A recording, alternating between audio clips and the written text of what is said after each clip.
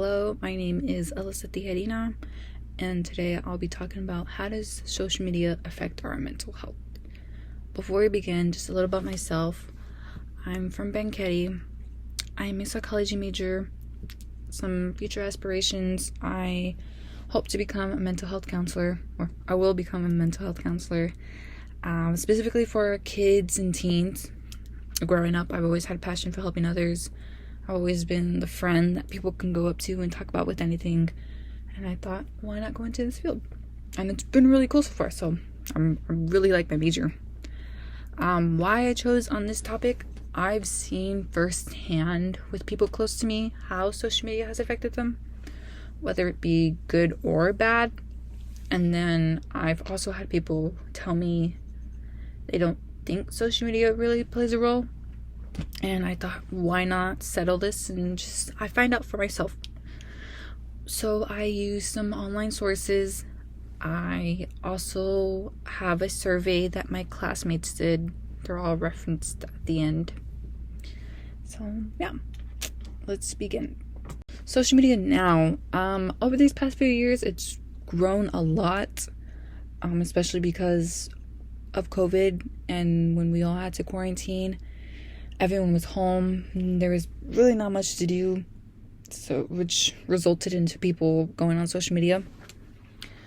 Some advantages and disadvantages about that is, of course, like advantages being able to get updates with your friends and family, global events, or a favorite celebrity.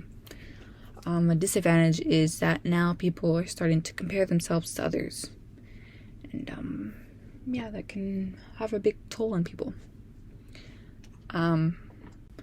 Does the amount of time we spend on social media affect us? It does. The time we spend on there can cause a lack of sleep, harm our mental health. In 2015, a survey stated that teenagers spend 9 hours each day online. Usually we find ourselves checking social media right when we get up in the morning, or whether it be the last thing we do right before we go to sleep. I myself sometimes have that issue right before I go to sleep, and before you know it, it's 3 a.m, and you wonder, how did you lose track of time that fast? Because of the light from our phones or laptops, it can disrupt our sleep. Or even sometimes when you wake up in the middle of the night and you can't help but just check your phone. Yeah, I sometimes do that. And anyways, this can cause depression. This can cause memory loss. That I did not know. One thing that I had learned while doing research. Because of that survey, it had started to cause a great concern if social media can affect our mental health. And then in 2019, study stated that social media does cause a delay in our sleep. So there was that. Now to the negative effects of social media. Some people have found themselves spending more time on social media rather than with your friends. Even while being out with your friends, you still find yourself checking on social media, often by feeling like you're missing out on things, missing out on what others are doing, instead of wanting to hang out with your friends. I've seen firsthand people's friendships have been ruined because of this, because they started to feel disconnected with them, and it was just things weren't the same. That can happen. Big negative effect is comparing yourself with others on social media. A lot of people nowadays have developed a negative body image, low self-esteem. Is because of what others post on social media. We all now think that we have to look a certain way in order to fit in, or whether we think we need to change our image in order for someone to like us, in order for us to really do anything. I myself sometimes have that issue, but then of course I always keep myself grounded and realize that's not the case. Experiencing cyberbullying. Yes, I've seen that firsthand, whether it was in high school or even now. It's a big factor. It's not fun. I've had friends tell me about it, and I was just, it's not nice at all. Being distracted at school or at work. Yes, because you feel pressured to post a lot throughout the day, whether to get comments or likes on your post, and then you feel like you have to respond quickly to other people's comments or reply on your friends' posts, or whether instead of focusing on school and your homework, it can affect that big time. Other negative effects are having no time for self-reflection. Yes, I've seen this too, especially on TikTok. People feel the need to have so many different labels, thinking why they are the way they are because of a certain thing. Instead, people don't really have time to self-reflect and realize what they think about themselves because they rely too much on what others think. Because every moment is spent on social media, this leads to little to no time reflecting the person that you are, the person that you think you are, or what you think and why you act the way you do to let you grow as a person on your own instead of having others decide who you are as a person. Engaging in risky behavior. This is when you feel probably the need to post dangerous pranks or embarrassing material, end up cyberbullying others, or be on your phone while driving or in other unsafe situations. Yes. And this suffering from sleep problems, like I stated earlier, with the time we spend on social media, whether it be the first thing you check in the morning or the last thing at night, it leads to us staying up longer.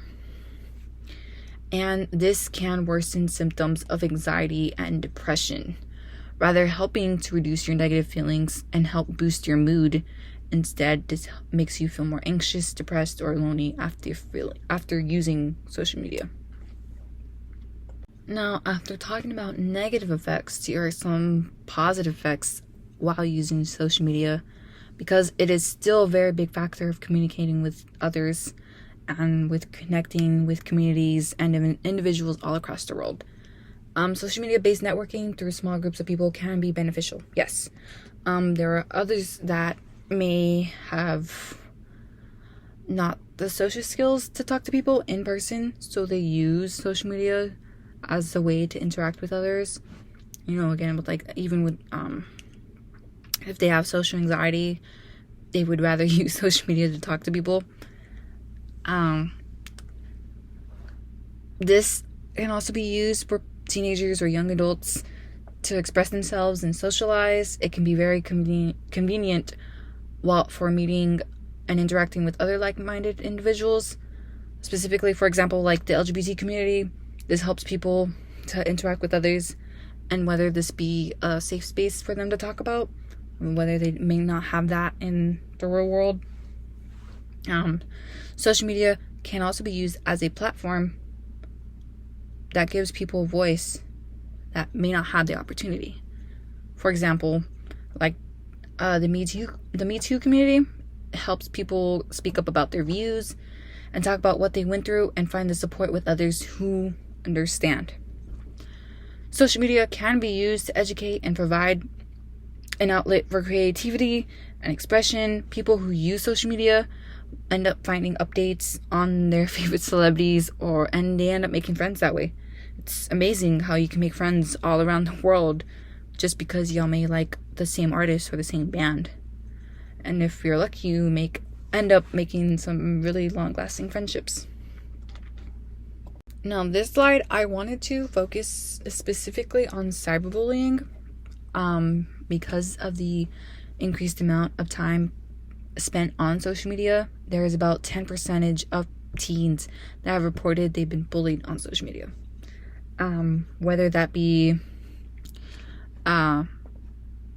whether that be offensive name calling, spreading false rumors, receiving explicit images that they didn't ask for, constant asking of where they are, what they're doing. This can be really harmful because strangers, physical threats, and having explicit images of them shared without their consent. Yes, that one, specifically this last one right here, I've had, not me personally, but people I knew, especially during high school, that I had that happen to them, and it was so sad and terrible for that to happen to them. People feel the need or to cyberbully because they know it's anonymous, and that gives them more power to be more aggressive or critical on social media rather in person. Because they can avoid retaliation, they feel less empathy because they don't see the impact of their actions. They don't see how much their words can affect the people that they're talking to. There was a study that had found that males are more likely to engage in cyberbullying. I thought that was pretty interesting because from what I've experienced, it usually was women that cyberbully other women. So I don't know. I thought that was interesting finding out. Other linked conditions that are involved when using an increased number of social media use is the constant fear of missing out, which some may refer to as FOMO. People tend to feel that others are having way more fun than them, or even think to themselves like, I could have been there, I should have been there, and I wasn't, which can end up affecting their self-esteem and can cause mental health issues. Individuals subconsciously checking their phones, yes, because people end up prioritizing social media rather in-person relationships or even over sleep. This can increase the chances of mood disorders such as anxiety and depression. Using social media as a security blanket, yes, when someone is at a social situation and they start to feel anxious and awkward, the first thing that people tend to do is look at their phone and get on social media. I know I've done that before, though interacting with social media doesn't allow you to have those face-to-face interactions that could possibly, help to ease your anxiety better. Or the increased social media use could be masking other underlying problems. Such as like stress, depression, or boredom. People tend to use social media more when they're feeling down or lonely or just boredom. And they may be using it as a way to distract themselves rather instead of letting them feel what they feel, which, would possibly end up making you feel better, to open up, to find healthier ways, to manage your moods. Now, ways to manage negative effects. To help with the negative effects, you can start using it in a way that makes you feel good, and you can just see the good things that can come out of social media. As for example, a place that we can all connect over common interests can lead to positive social movements and a resource for communities that would be disconnected from the rest of the world. Because now that we're all familiar with the feeling of isolation due to the time that we had all spent in quarantine, we can all seem to appreciate that social media has helped us stay connected when we were distant from one another, which is true. Some helpful habits to use for social media is spend less time on social platforms. It has been stated that reducing social media use just half an hour a day can decrease feeling of anxiety, depression, and loneliness. And if you may need help to track those 30 minutes use, you can set up a timer on your phone settings that can notify you when your time is up, and you can feel good after because you followed through with it. Do not scroll first thing in the morning or right before bed. Yes. Because so many people use an alarm in the mornings on their phones, which makes it easier to access our phone in bed, while seeing all the news, updates on social media or pictures people post is not really healthy for relaxing or starting up the day.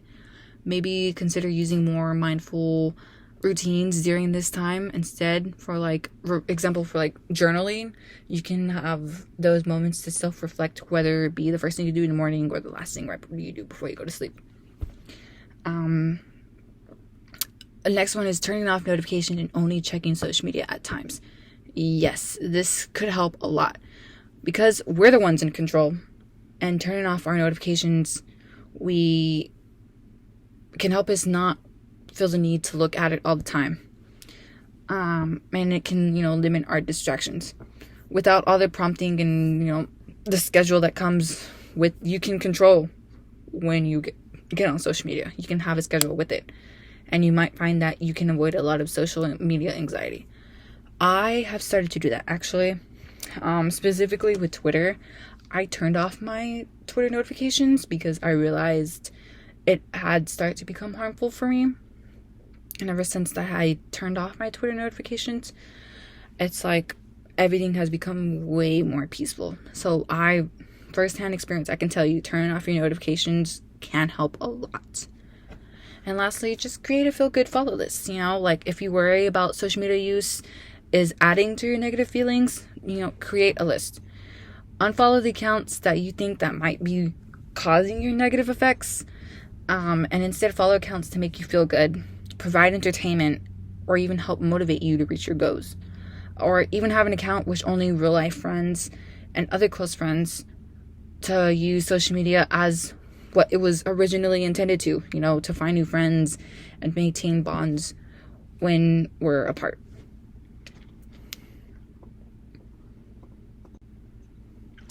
And these are my references at the end. Thank you for watching.